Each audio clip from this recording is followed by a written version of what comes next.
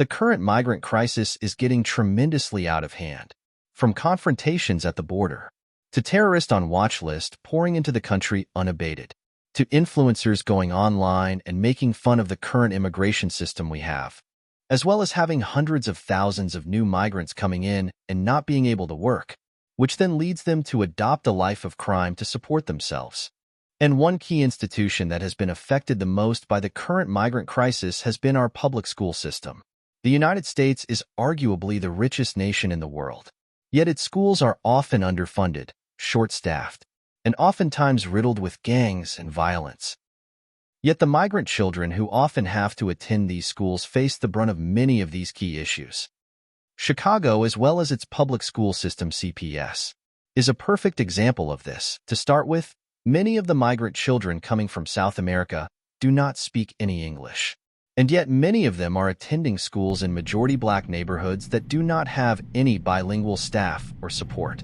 This has resulted in some students falling further behind in their studies. As of March, at least 72 kindergarten through 12 schools across the district had vacancies for bilingual staff or teachers certified to teach English as a new language, at least a quarter of which are in the top 10 neighborhoods where asylum-seeking families are moving.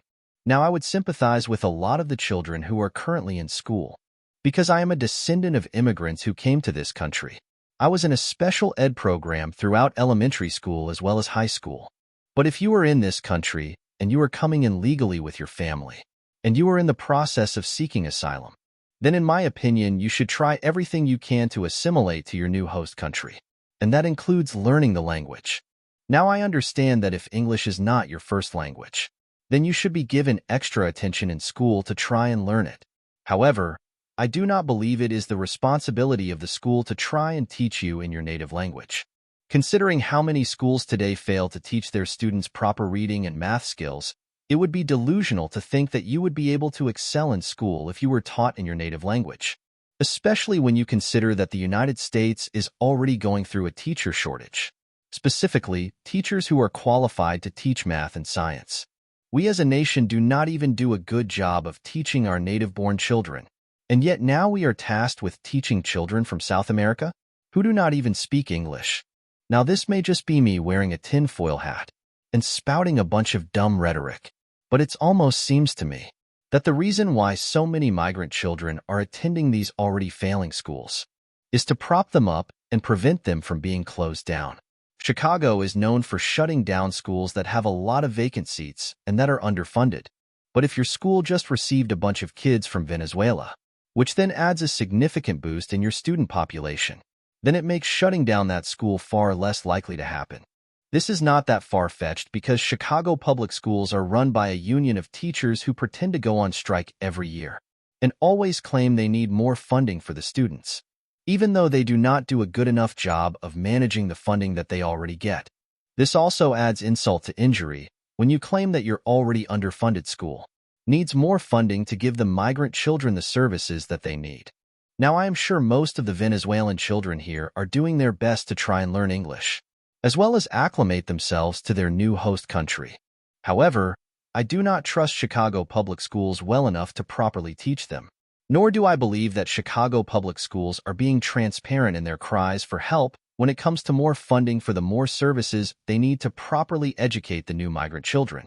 Now, of course, most of the newly arrived migrants don't know how terrible Chicago public schools are. They are mainly just happy to be here. However, it's just very troubling to me, because a lot of these migrants who are here cannot even work in the U.S. without a work permit, so most of them are not paying taxes. So in effect, the average taxpayer is now flipping the bill for the education of hundreds of thousands of migrant children, and that does put a strain on not only our education system, but on the spending per child. The United States spends on average $16,080 per pupil annually. But more children in public schools, without the added tax revenue to help support the new migrant children, is just going to add to more government spending, which is not something that the U.S. could afford considering how much debt it currently has. There is also some concern among parents that having migrant children in the classroom will inadvertently lower the quality of the education that their children are receiving, because more children in the classroom means a more overcrowded classroom, and thus, That also means less attention given to each individual child. As a slightly less direct consequence, teachers may lower their expectations for all students in classes with many immigrant students from disadvantaged educational backgrounds or with limited language proficiency. Thus, classes with a high share of immigrant children may cover less advanced academic content, thereby adversely affecting the native children. There have recently been 3 studies on the effects of having migrant children in the classroom. Most notably, there have been 2 studies done by the National Center for Public Research. One such study spoke about the certain fiscal strain that it puts on school budgets and expenditures.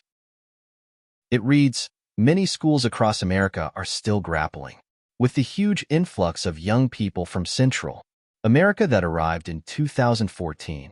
The reality is this: the federal government gives us basically no money to support these children, so the funding is coming from the state budget and mostly from the local budget." Another study that was published by Christopher J. Daly cites the increasing cost of teaching children in a foreign language.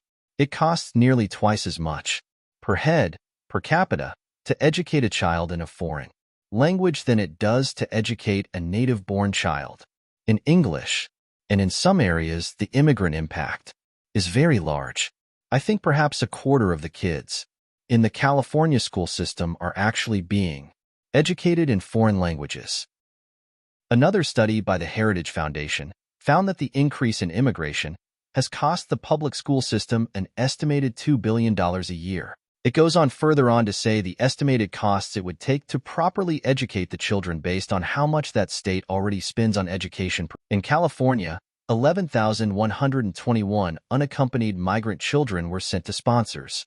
If all those children enrolled in public school, at the state average spending of $16,975 per pupil, that equates to an additional cost of about $189 million for 1 year.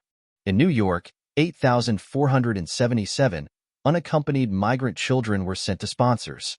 The state spends $28,261 on each pupil per year, making the total additional cost to taxpayers close to $240 million for 1 year. In Texas, 16,394 unaccompanied migrant children have been released to sponsors. With a cost of $13,900 per pupil, those additional students cumulatively cost close to an additional $228 million for 1 year.